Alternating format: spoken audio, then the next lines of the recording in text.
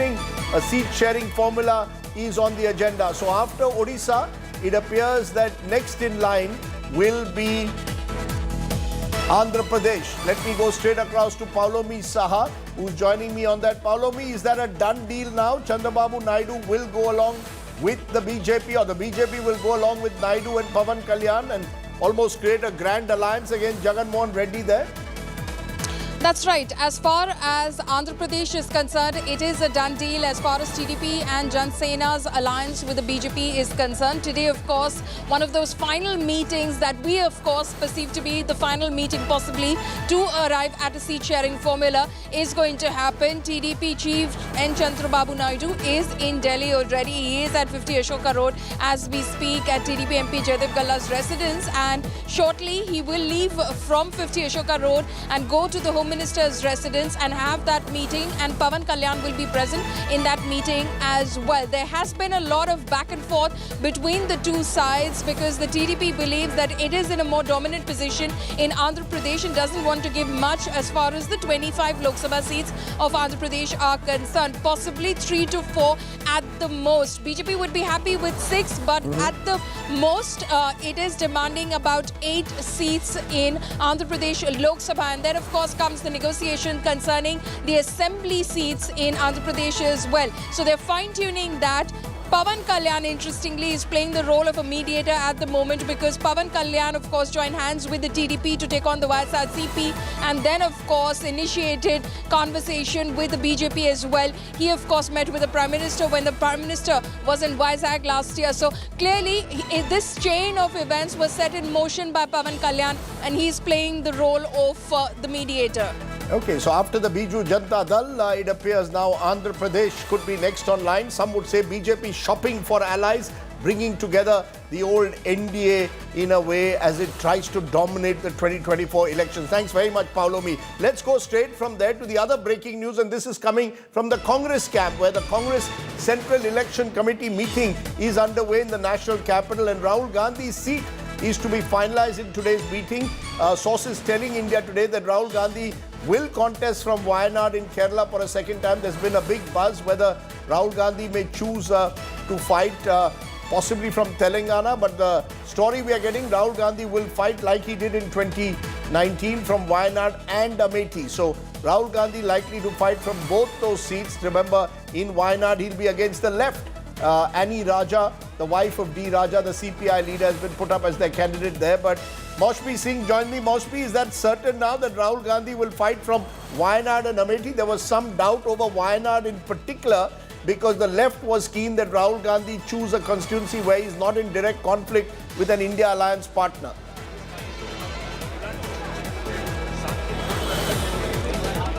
That's right, Rajdeep. We are told that the CEC's nod is a mere formality as far as Rahul Gandhi contesting from Wayanad is concerned. And we've got the list of states that are going into consideration, and already Karnataka is being discussed. So Kerala is already over. And then you'll have Delhi and Chhattisgarh, a total of 57 seats is what we are looking at. But interestingly, if you look at the time line from 7 p.m. to 8:40, 1 hour 40 minutes, 57 seats, a done deal as far as clearance by the CEC is concerned. So not much of brainstorming happening here. Perhaps the screening committee is being given the responsibility, and only a single name is cropping up from every constituency. So that really actually also talks about the fact that Congress is in the want and need of strong candidates. There aren't many to sort out from, and the CEC is wrapping up pretty quickly. One of these leaders was walking out, Kerala leaders. I asked him, Rahul Gandhi, why not confirmed? I won't name him, but he put his finger to his lips and nodded yes. So we will wait and see, Rajdeep, but the list is going to be out tomorrow, and we'll know how many candidates, who's in and who's out in those 57 names. We'll wait and see where eventually Rahul Gandhi contests. There was some talk of Telangana as well. For now, it seems it will be 2 constituencies, Wayanad and Amethi. Thanks very much, Moshmi Singh. Let's turn from there to our big story today, the battle to lure the youth voter. the Yuva voter has intensified ahead of the 2024 Lok Sabha polls. Congress MP Rahul Gandhi today rolled out 5 Yuva guarantees, promises ranging from 30 lakh government jobs, a law against paper leaks, to a 5,000 crore fund for startups. The Prime Minister in Srinagar also reiterated his youth guarantee. Is employment, or rather unemployment, a big issue in the 2024 battle? That's what we'll find out.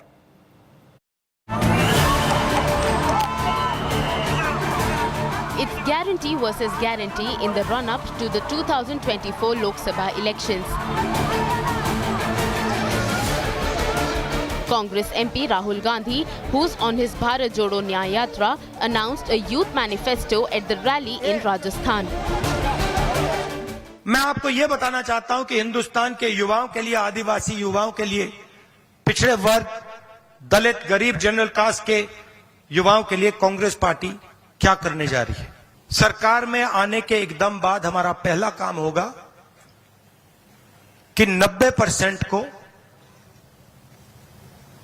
30 lakh सरकारी नौकरियां हम दे देंगे। The Congress has made 5 promises for the youth. 30 lakh government jobs, a strict law against paper leaks, Right to Apprenticeship Act that will provide a 1-year apprenticeship to every diploma holder or college graduate below the age of 25. Apprentices will get rupees 1 lakh a year. Protection for young drivers, security guards and delivery persons with a pension. And a startup fund for every district. Hindustan के युवाओं को, सब युवाओं को apprenticeship का अधिकार देने जा रहे हैं और ये अधिकार हर ग्रेजुएट, हर डिप्लोमा होल्डर को मिलेगा। सरकारी ऑफिस में 1 साल की अप्रेंटिसशिप दी जाएगी और 1 लाख रुपए उसे 1 साल में दिया जाएगा। Rahul Gandhi has focused on the plight of lakhs of students suffering due to frequent paper leaks and unemployment during the Bharat Jodo Nyaya Yatra. Meanwhile, in Srinagar, the Prime Minister reiterated his Modi ki guarantee catchphrase. मैं 2014 के बाद जब भी आया मैंने यही कहा, मैं ये मेहनत आपका दिल जीतने के लिए कर रहा हूं और मैं दिनों दिन देख रहा हूं कि मैं आपका दिल जीतने की दिशा में सही दिशा में जा रहा हूं। आपका दिल मैं जीत पाया हूं और ज्यादा जीतने की कोशिश मेरी जारी रहेगी। और ये मोदी की गारंटी है, मोदी सूझ गारंटी। और आप जानते हैं मोदी की गारंटी यानी गारंटी पूरा होने की guarantee. In a young country like India, it's clear that it is the youth vote that will matter. Bureau Report, India Today. Okay, let's raise the big questions then tonight. Which agenda for the youth dominates? The Congress's Rozgar pitch, will it now have any impact? Is a youth voter now key in 2024? Is the Modi factor, on the other hand, still dominant? Is employment or unemployment a key issue in the battle for 2024? I'm joined by Shankar Iyer, political economy analyst and author. Joining me now also Tuhin Sinha, the BJP's national spokesperson, and JB Mathur, the Congress's member of parliament. I appreciate all of you joining me here on the show tonight. Let me come to you, JB Mathur, first, because the Congress today is making this big pitch saying that we are going to provide jobs to all, we are going to have a right to apprenticeship, 30 lakh government jobs will be made available to the youth. You're talking about the gig economy being given social security. There will be those who will say, look, the Congress party had a long time in power. A lot of this could have been implemented when you were in power, either in the center or states. Rajasthan, one of your states, had one of the worst unemployment rates in the country. So how does the Congress have the How do we trust the Congress that you will act on these promises? Rajdeep, before I start, let me first appraise you that I am on a hunger strike for the past 5 days, and whatever inconvenience caused in that regard about the ambience, please bear with me because I am in the front of Secretariat of Kerala along with Youth President and NSUI Kerala president and me being Mahila Congress president. Yes, you are Now let me protesting ask- against the left government. JB Mathur, I'm glad you mentioned that. Ma'am, you are protesting against the left government, which is your ally. No, definitely we are protesting because this is again a murder of a veterinary college student, a brutal murder, and we are asking a CBI probe into it. Anyway, now let me get to your question that regarding how the Congress can be trusted and about the plan rolled out by Congress. See, we have a clear plan, and that plan is what is being rolled out today for the youth. And why did we roll out this plan? Because past 10 years, there's acute unemployment crisis in the country. And if you look at it, we are at a 45-year unemployment high. Nobody can deny that. Now I just heard Prime Minister's version that that what I promised I'm going to मैंने उसके लिए hard work कर रहे हैं. क्या मेहनत कर रहे हैं? If he was hard working, how would the unemployment become a 45-year-old high? So the hard fact is, we have an issue. That issue is we have unemployment crisis. And when there is unemployment crisis, what's the plan? Now, the present government, if they had a plan, they should have implemented it in the 5-10 years they are in government, which they didn't do. They miserably failed in all their efforts. That is why we have the unemployment crisis. Now, what are we saying? What is Congress saying? And who are we saying? We are the ones who have always taken the rights-based approach when UPA government was there. We have witnessed country being given with Right to Information Act, right to employment through Narega, which was criticized by BJP that time, but even they had to continue it, although they took steps to cut down the budget. That's a different story. But in any case, whether it's right to employment, whether it's right to information, whether it is food security, we have always taken Ma'am, a rights-based I must ask you approach. to, ma'am, but I ask you, ma'am, one of the highest unemployment rates was in Rajasthan when you had a government there. I only am going to go by the numbers, and I'm going to in a moment compare the UPA era with the NDA era. So I'll come to that graphic in a moment. But I ask you this, there will be those who will say that many of these promises you could have had a model state. You could have built Rajasthan, Chhattisgarh, any state as a model state. Why didn't you do it then? We have already brought in Karnataka and also in Telangana for accidental insurance and for youth Arogya schemes, and also in Rajasthan in 2023. But the fact remains that when we were in union government, we have actually proved and shown that the rural unemployment, there's a big step. Now, can the government show anything to their credit? I'll ask my producer to pull up those graphics comparing NDA and UPA in a moment. But Tuin Sinha, you deserve a response before that to what JB Mathur said. She says the Congress has proven its track record with Manrega, a scheme which Narendra Modi, when he was in the opposition, was a Gujarat Chief Minister, mocked at. He questioned Manrega, saying you're doling out money to people. Today, Manrega is a critical part of the government's policy initiatives towards the rural poor. So, how does the BJP now combat when the Congress talks of a Rozgar to all, that they will create a right to apprenticeship?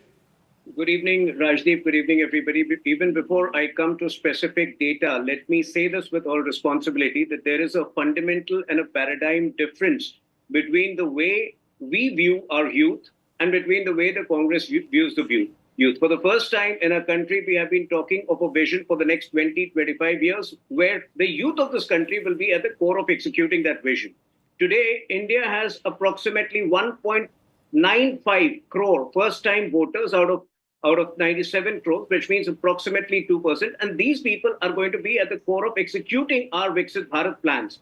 So taking them into account, while we are setting the agenda for an aspirational society, just look at, our investments in sports, just look at our investments in the space technology. In fact, right now, 1 hour ago, we have, the cabinet has introduced an AI policy worth 10,000 crores worth of investment. What is the Congress doing on the other hand? Dividing people on the basis of caste by asking people that aapka naam Shiv Prasad hai, to aap tarakki nahi karoge. So that's point number one. There is a fundamental difference. Now let me come to some data.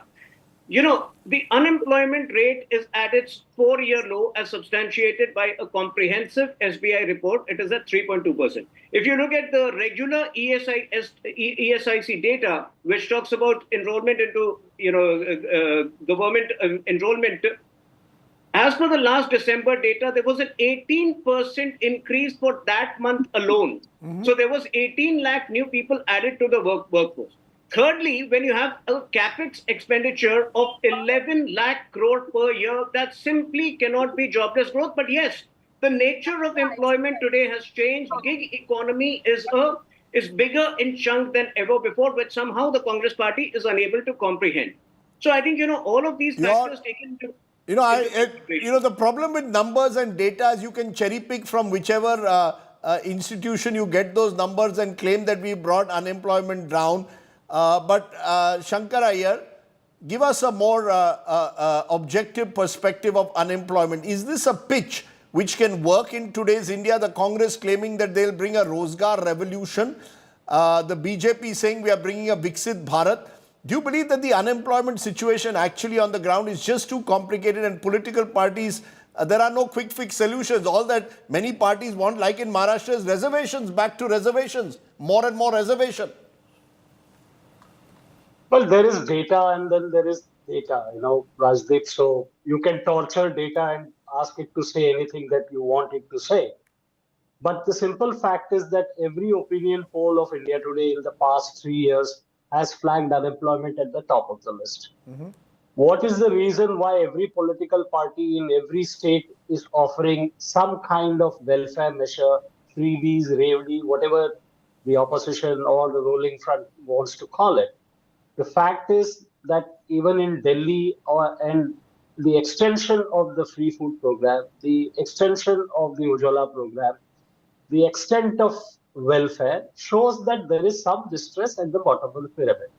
Now, this month we heard on February 29 that the GDP grew by 7.6%. It's indisputable that the GDP grew by 7.6%. That is visible in the data on government spending, on tax collections, on GST collection, and on the performance of PSUs and the stock indices. At the same time, there is a difference. Joan Robinson used to say that everything that you say about India, the opposite is equally true. And so when you go to the data, you find that private consumption is at 3%. Two of the largest employers in the country, agriculture and services, are not doing well. Agriculture contracted and now might close the year at sub 1%. Services double-digit growth has become single-digit. Now, there is a geopolitical context to it. There is what's happening in the US in IRA, what's happening in technology adoption. Go to campus placements. You go to any management institute or any engineering institute, and you know the story that unemployment or options are exempt. Now, I am glad that the Congress has a firm grasp of the obvious, and they have come out with some idea, which is progress. But I must say that the idea is long on promise and short on details. As you said at the beginning of the program, the Congress has a history of coming up with nice, interesting ideas. In 2019, they had an idea of giving 1/3 government jobs to women. How many of their states implemented it? They had 5 states where they were in power. Did they implement it? No. You look at government jobs, they're saying that they will fill government jobs. They've been in power in Karnataka for about 6-7 months. What is the level of constabulary vacant posts and teacher vacant posts in the state of Karnataka? In Himachal Pradesh, what is the level of vacant posts for teachers? And in Himachal Pradesh, mind you, is a better run state. So the question is that how do you resolve this? And is the apprenticeship only with government? Is the apprenticeship a public-private partnership? How are you going to fund that apprenticeship program? What is the math? Do we know how many graduates we produce in this country? We know that people are enrolled. If you go and ask the UGC, you will not get a figure on how many graduates pass out. If you go and find out how many diploma holders pass out, you may not find the figure. So this promise is now between data and data. Okay, so you're saying that they need to provide details. J.B. Mathur, you just heard Shankara here there saying, he makes two strong points. One is you've got to walk the talk in states where you're in power. Karnataka is a good example where number of government jobs still remain unfilled. He also raises the issue of the detailing. When you say we will provide a right to apprenticeship to those graduates who are not getting employment, how are you going to do it? When you say that you're going to provide social security benefits to all gig economy workers, people will raise, where are you going to fund? How are you going to fund that? These are the details that you need. You've come up with an announcement. Where are the details? Congress has made it already very clear that the details will be laid out in the Congress manifesto soon. What we have launched today is the idea and the basic plan of projects which we would be doing when we come to power, and that's a crisp idea. But the details will come in the manifesto in the coming days. Now, as far as at least the point to be looked is what happened to 2 lakh crore of jobs promised by Prime Minister very openly 10 years back. It should have been the kind of jobs generated would have been so huge, but that did not happen. When an election is coming, a Lok Sabha election is coming, what did the incumbent government did in the past 5 years, or in this case, past 10 years? No, they do not even fill up the vacancies in government posts. And when we have come up with a plan, we have clear plans. And if you look at the UPA, we have implemented. We have shown. Now that why are they so reluctant to answer? Okay, One of the points on which they are... Rajdeep, 1 second. Yes. Let me just complete. Now Yes. the BJP spokesperson, he was saying, oh, the cabinet has cleared the AI scheme. I mean, what do you mean? You had 10 years and at the eve of election, something is cleared, and that's what he is saying it as a big credit. Now, secondly, the mood of the nation of your channel, India Today itself, what did it say? What did it say, and what did it reflect on employment? Did your mood of the nation say that this will be one of the biggest issues? No, it did. No, ma'am, J.B. Mathur, the India Today Mood of the Nation poll said 71% of Indians think that unemployment is a serious or somewhat serious issue. Yet, Exactly. Many of those people said they will vote for the BJP. You see, this is the dilemma. They don't seem to trust you that you will be able to resolve the problem. You're going to have to provide more details, ma'am.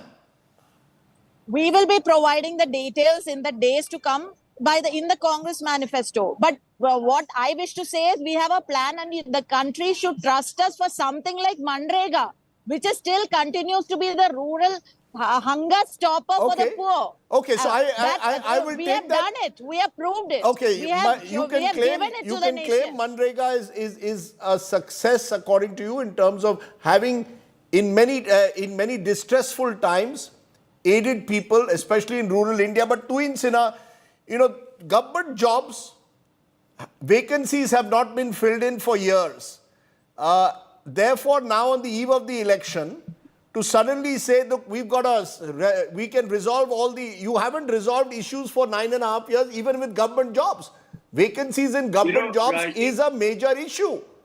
Rajdeep, with some of these government jobs, one needs to look at the long-term economic viability because, like I mentioned, the nature of jobs are changing, and some of these need to be at the contractual mode. So that is one of the reasons why all of these have not been filled. But at the same time, in the last few months, 8 lakh people have been provided employment through the Rozgar Melas, through the multiple Rozgar Melas that have taken place across the country. No, but that's because the government woke up to the reality a year ago. You see, you've been in power for 10 years. We have always been, allow me to complete, we have always been abreast of the reality in the last 10 years. The total number of unicorns has gone up to 113, the valuation of which is $350 billion plus.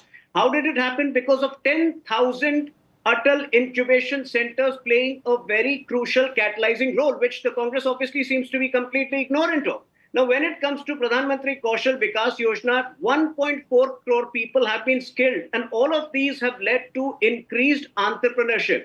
So, and I'm so glad that for the first time you pointed out about Rajasthan. When Congress makes all these tall promises, the biggest unemployment rate was in Rajasthan. Where have the biggest exam paper leaks taken place? Rajasthan, Chhattisgarh, Jharkhand. Where has the biggest Manrega scam taken place in recent years? Again, it is Jharkhand, one of the cases which ED is investigating against the JMM Congress government. So, before talking big, I think the Congress needs to realize its own track record. And one of the reasons why their promises don't hold is that they have a very poor deliverance, or probably people feel cheated by the Can I just get Shankar Iyer as Shankar Iyer, do you believe, therefore, that when a poll that we carried out said 71% believe that unemployment is serious or somewhat serious, does that translate into a poll pitch? Or is election and electoral behavior, in your view, disconnected from the issues of real issues like Rozgar? Well, the incentive process of policy and votes, I don't think they're aligned. If they were, you wouldn't have things that are happening in Bihar or Jharkhand. Or you wouldn't be seeing 48 lakh people applying for 60,000 jobs. So obviously that's not the case. But the other aspect, Rajdeep, that one must pay attention to is first-time voters in the past 3 elections have chosen to be rebellious of the establishment. Mm-hmm. And it is the general history of Indian elections that elections are made or, parties win power or lose power on 2 aspects, basic freedoms and corruption. But the underlying process is driven by those who suffer the burden, which is the women and the youth. So some amount of work has happened in empowering women or, giving some solace. But the youth factor is still a question mark. The issue that the Congress faces is it might have the best ideas, but do the people trust it to implement it? Do the people think that it will come to power to do it? Because the chaos of 2013, 2014, 2012 is not easily forgotten by people. Okay. So there is an issue of trust deficit here. And if you see in 2014 and 2019, the youth has clearly voted with the BJP. So the Congress has a really uphill task to establish the credibility of its idea. Okay, let's leave it there. At least it's an idea. At least the Congress has thrown up something which is worthy of a deeper debate. And surely in this year of 2024, one would want more debates on critical issues like paper leaks, like who will provide quality jobs to the youth of this country. JB Mathur, Tuhin Sinha, Shankar Iyer, thank you very much for joining me on my top talking point tonight. Let's turn from there to Kashmir, because the Prime Minister was there and held his first rally there since the abrogation of Article 370 in 2019. He spoke of a Badalta Kashmir, saying progress of Srinagar was crucial to the progress of Bharat. The opposition, though, is questioning whether Mr. Modi has even fulfilled the initial promise of full statehood and democracy for Jammu and Kashmir. Listen in.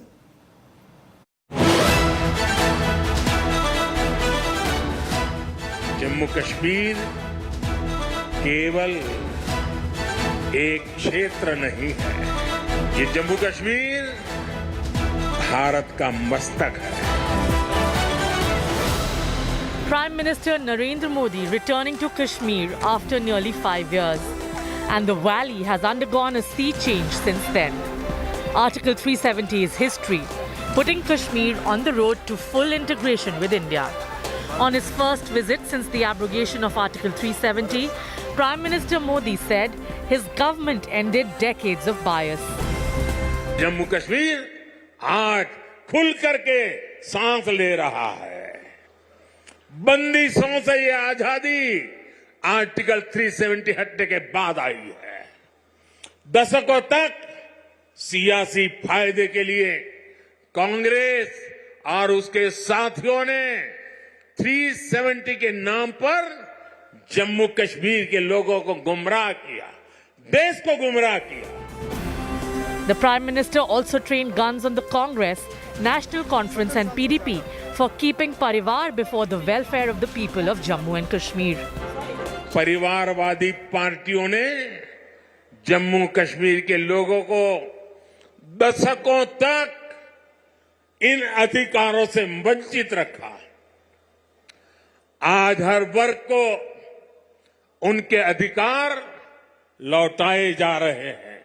Jammu Kashmir में परिवारवाद और भ्रष्टाचार का एक बहुत बड़ी भुक्तभोगी रही है हमारी जे.एंड.के बैंक। इस बैंक को तबाह करने में यहां की पहले की सरकारों ने कोई कोर कसर बाकी नहीं छोड़ी। NC patron Farooq Abdullah hit out at the Prime Minister, claiming there's been no dynastic rule in India since the independence. Dynastic rule is like the Maharajas had, that Maharaja died, his son took over, and his son didn't take over, the grandson took over. That was dynastic rule. There is no dynastic rule in India since independence. The Prime Minister also said there was an era when the people of Jammu and Kashmir were deprived of benefits, and now the valley is flourishing under Modi Sarkar. कुछ परिवारों के फायदे के लिए जम्मू कश्मीर को जंजीरों में जकड़ दिया गया था। आज 370 नहीं है, इसलिए जम्मू कश्मीर के युवाओं की प्रतिभा का पूरा सम्मान हो रहा है, उन्हें नए अवसर मिल रहे हैं। While the Congress took aim at Prime Minister Modi's visit, questioning when full statehood will be granted to Jammu and Kashmir. हमारे कुछ सवाल हैं प्रधानमंत्री से। आप 5 साल के बाद, 9 साल के बाद आप कश्मीर घाटी जा रहे हैं। कश्मीर, जम्मू और कश्मीर को यूटी बनाया गया, इसको पूरा राज्य का दर्जा कब वापस लौटाया जाएगा? With Pooja Shali in Srinagar, Bureau Report, India Today. Modi's Naya Kashmir promises, have they been fulfilled or not? Before I come to my guest, just to put it in perspective, remember the Prime Minister promised statehood? UT status for J&K was to be a temporary situation. The status, J&K remains a UT, Ladakh is boiling and no polls yet. Investment. The Prime Minister promised investments would pour in after Article 370. Status, investment on the ground has improved, now stands at over 2,518 crores, but it isn't as if Kashmir is being flooded with investments. Employment, promise 50,000 government jobs in J&K in 3 months. So far, 31,830 vacancies filled in the government sector. Restoring normalcy, promise peace and normalcy will be restored in the valley. Terror attacks have certainly declined, but targeted killings have increased. Make Jammu and Kashmir a film industry and entertainment hub. Establish J&K as a film shooting destination. Status, movie halls have opened and 300 films have been shot in Jammu and Kashmir in this period. So, kabhi khushi, kabhi gum, you could say. Some things have worked, some things have not. Joining me now, Niloofar Masood, she's a leader of the National Conference, and Ajay Churungu, he's Chairman Panun Kashmir. Appreciate both of you joining us. Niloofar, to you first. How will you accept that some of the Prime Minister's promises have been fulfilled, especially when it comes to terror attacks being in decline? Tourism has increased substantially. Would you agree that some promises have been fulfilled? I think major of the promises which were made on the floor of the parliament on the 5th August 2019 that have not been fulfilled. In fact, we were expecting something huge will come out today, and there will be big announcement with respect to restoration of the statehood, and maybe the Prime Minister will also announce that there will be restoration of the democracy before September, as has been laid down by the Honorable Supreme Court. But nothing, we could find nothing on the ground. We have no job securities here. You know that the unemployment rate in Jammu and Kashmir at the present time between 15 to 29 age group is 18.3%. So this is the highest one. And we have not heard anything from Prime Minister's mouth coming out that they will be having some job policies for this unemployed youth. Besides this, we haven't heard anything about phase-wise return of the Kashmiri Pandits. Neither the regularization of the daily wagers, other employees, contractuals who had been in fact dragged to attend this not public rally in fact, but the employees rally, I'll call it, because for the reason employees were dragged from border areas to attend this. It was all a show managed by the administration, respective district administrations.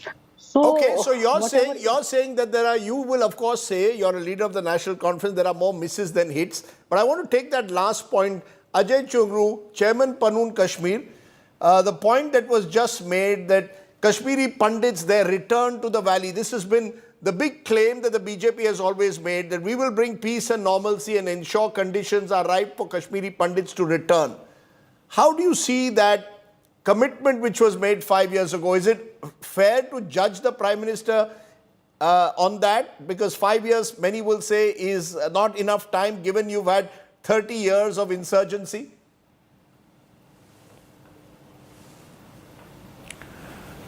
Rajdeep, as you said in your introduction, that there are areas where there has been improvement. The terrorist violence, at least on the statistical front, seems to have declined, and the overall developmental processes seem to have taken off, and it appears it is in front of us, very visible that a lot of developmental work is going across.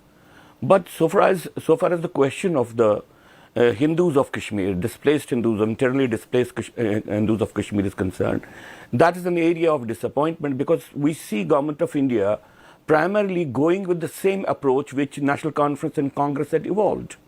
They do not recognize that a genocide has taken place in Kashmir Valley. They are still using the nomenclature of a migrant for the internally displaced people of Kashmir. They do not recognize the fact that even during the BJP's rule in J&K, erstwhile state and now union territory, the 2 times complete religious cleansing of the few thousand Hindus living in Kashmir has been accomplished. And we see that still the targeted killing of Hindus is not being analyzed in the framework in which it should have been analyzed. We see a constant process of denial of genocide and the consolidation of the genocide of the Hindus of Kashmir. Now, it's an area of disappointment. We had an expectation after the removal of Article 370 and reorganization of state that Government of India will take a different turn. It will stop mimicking Congress or National Conference so far as, yes. Right. No, but what would you say is the big positive then? If I were to ask you, what according to you is the big positive of the last 4 or 5 years? Of this government, yes, the biggest positive is that the Article 370 was removed.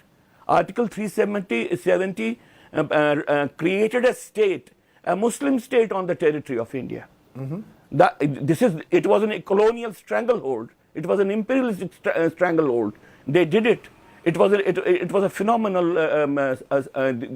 step which the government took.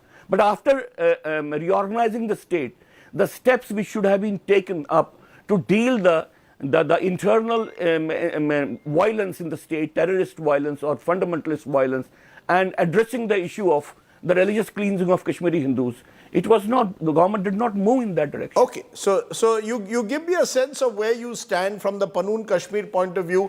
Nilufar Masood, you know, you're going on about how this government has failed on the jobs front, but I can look at numbers when you were in power. It's not as if, you know, jobs has been a huge crisis in the valley now for years. The truth of the matter is that the scale of investments in the last 5 years have shown some signs of picking up. There is a sense that if peace and stability, if you can restore peace, that's the first way to get in investment and jobs. So the National Conference cannot target the present government or the administration for saying they haven't provided jobs. This has been a problem for decades. You've got to rebuild the trust which has... No, Rajdeep, if you see any sector, be it electric state sector, PDD department, you take any sector, be it health, be it any department, you will find crisis everywhere. We are facing problems. We are facing basic problems here. It's not the question of jobs only. This percentage has not, in fact, come down. If you go through the percentage when it was in the year 2014, when it was our government, it was not, it had never touched 18% or above. It was never in double figure, in fact. But the point is that we had been promised it on 5th August 2019 that we'll be having a private sector also. Everything will be fine within a period of 6 months. Now, 5 years have already passed, and we haven't seen any foreign investment. You have seen that last year youth were on the ground. They were in fact demonstrating because of the reason they wanted that all the vacant posts they should be fulfilled, or either the exams they have set in. The results were off and on said that this is to be cancelled because of the reason there is corruption. On one way, you are saying that previous governments they have been responsible for the corruption, they have been responsible all the mess. But once the 370 article was abrogated, so there was no impediment in the eyes of the or in the path of the progress and peace. But we couldn't find it that way going. So you're saying that the government has left its promises unfulfilled. You're even making a serious charge that the crowds that were brought in today were hired. They were basically pushed. You made all these charges. These are serious charges, but Rome is not built in a day. They were dragged, in fact. Sure, ma'am, but I will only say this, just as Rome is not built in a day, Naya Kashmir cannot be built in a day. Let's be very clear, there are no magic bullets and magic solutions that are available, but clearly for now... But there can be basic we can say restoration of the rights, in fact. That is not there. That's a point. Do you believe there, Ajay Chungru, do you believe that the rights of the people of Jammu and Kashmir, and I here refer both to the valley and to Jammu, and indeed Ladakh, which is restive, their rights have not been given back to them? That unless you have free, fair elections, a state government of your own, restore statehood, that sense of self-respect will not come back. It's one thing abrogating Article 370. It's another thing restoring statehood. You see, again, it's an area where we can have a discussion, because our view, Pan Kashmir's view is that the reorganization is to be taken to its logical conclusion, and there is a necessity of dividing Kashmir into two parts. And in one of the part, the Hindus have to be settled, the Hindus which were displaced. But if I don't talk about that, I talk about the present situation in a state where the religious cleansing has taken place, and the rights of a minority has been, a religious group has been totally destroyed. How could you restore the rights when there is not a political consensus that this process has to be reversed? How could how could the Hindus of Kashmir vote from exile through postal ballot, and you say that the democracy has been restored? Who created this situation? National Conference created this situation, Congress created this situation, and BJP is allowing this situation to continue. I do not think the question of rights will be settled unless the issue of genocide of Hindus is not addressed. Okay. If the issue of genocide is not addressed, this genocidal process has already spilled over to rest of India, and the jihadi war has already spilled over to rest of India. Let me leave it there. The problems are going to multiply. Let me leave it there, sir.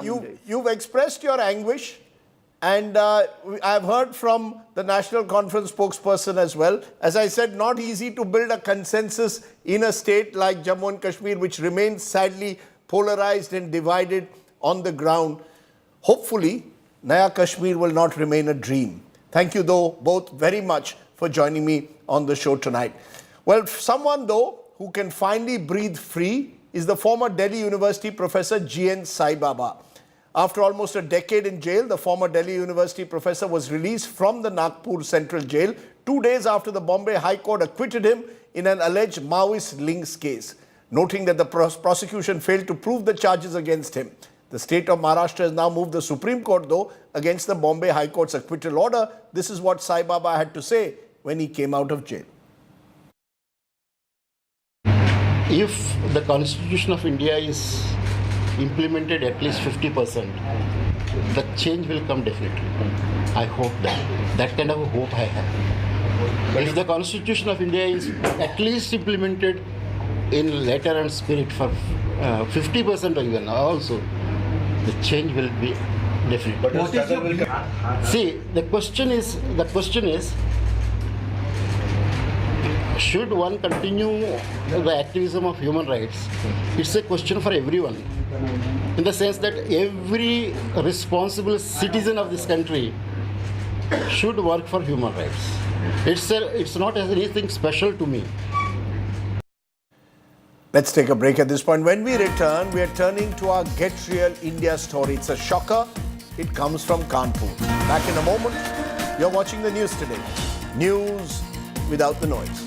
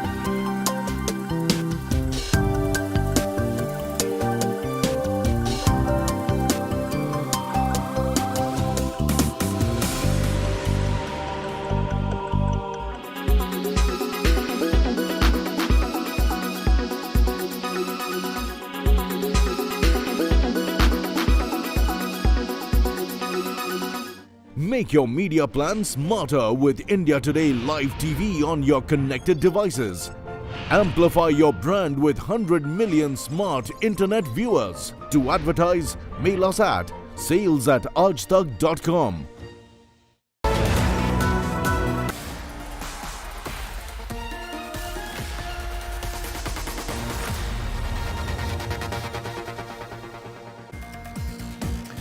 Let's turn to our Get Real India story.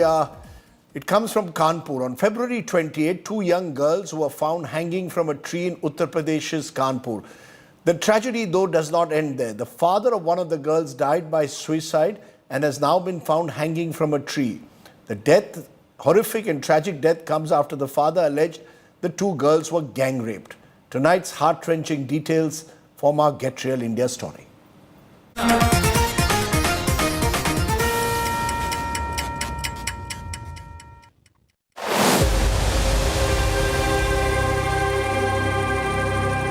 28th February. Bodies of two minor girls, both cousins, aged 14 and 16, were found hanging from a tree near a brick kiln where they worked in Kanpur's Ghatampur area. One of the girls' father came out and alleged gang rape, claiming that the accused forced the girls to drink alcohol and filmed objectionable videos. यहाँ इसके रामरूप के लड़कों ने भांजा ने बदतमीजी किया, दारू वारू लेके पिलाया। छोटी छोटी बच्ची थी, उनको डरवा रहा था कि मतलब बताना नहीं, बताओगी तो मारेंगे। तो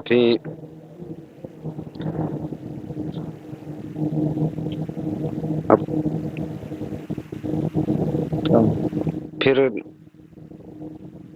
बच्चों ने को समझाया बुझाया, जैसा तैसा समझा के फिर कि हमारी बच्ची निकल गई। उन्होंने जाके मारे सरबिंदा की फांसी लगा लिया। A week later, 50-year-old father who spoke for his daughter has also died by suicide. He was found hanging from a tree near his residence in Hamirpur.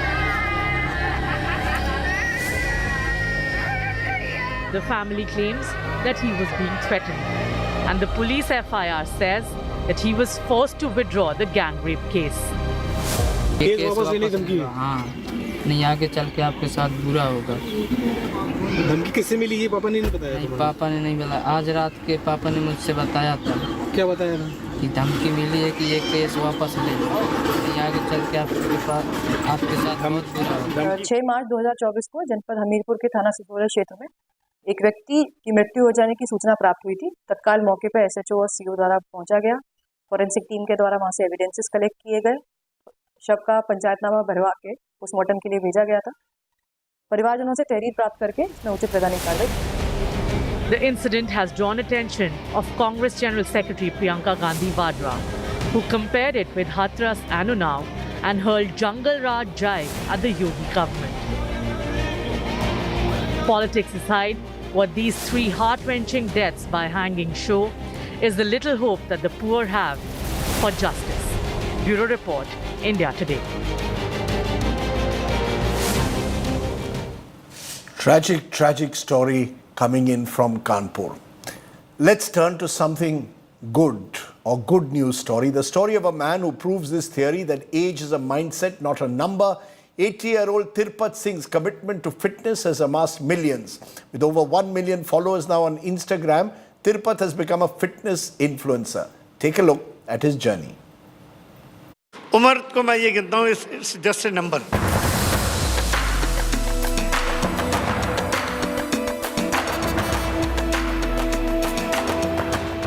Is just a number when your heart beats for fitness.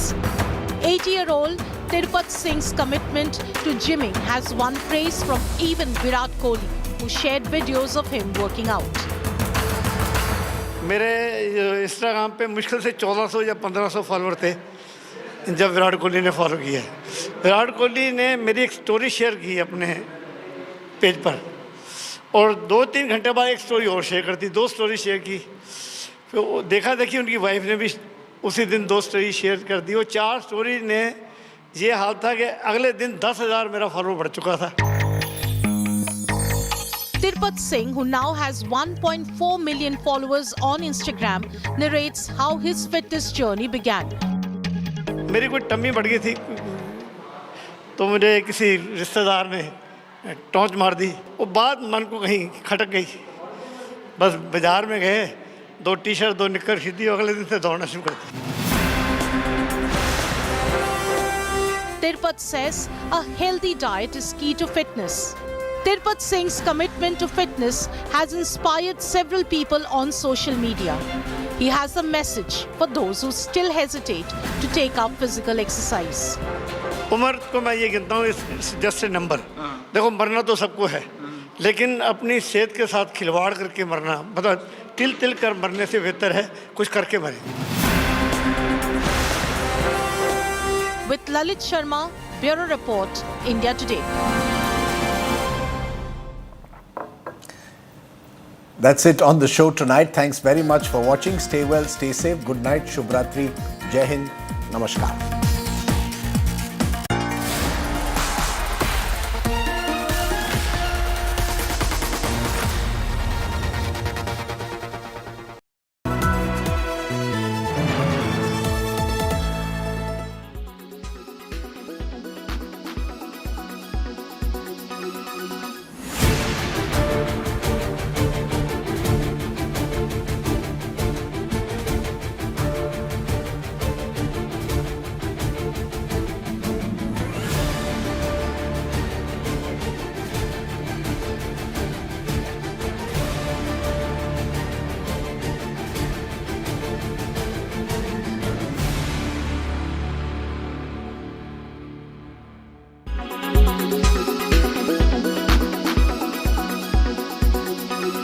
Weather forecast now. Delhi, maximum 27 and minimum 12 degrees. Mumbai, maximum 28 and minimum 23 degrees. Kolkata, maximum 33 and minimum 19 degrees. Bangalore, maximum 33 and minimum 22 degrees. Chennai, maximum 31 and minimum 24 degrees. Hyderabad, maximum 36 and minimum 23 degrees.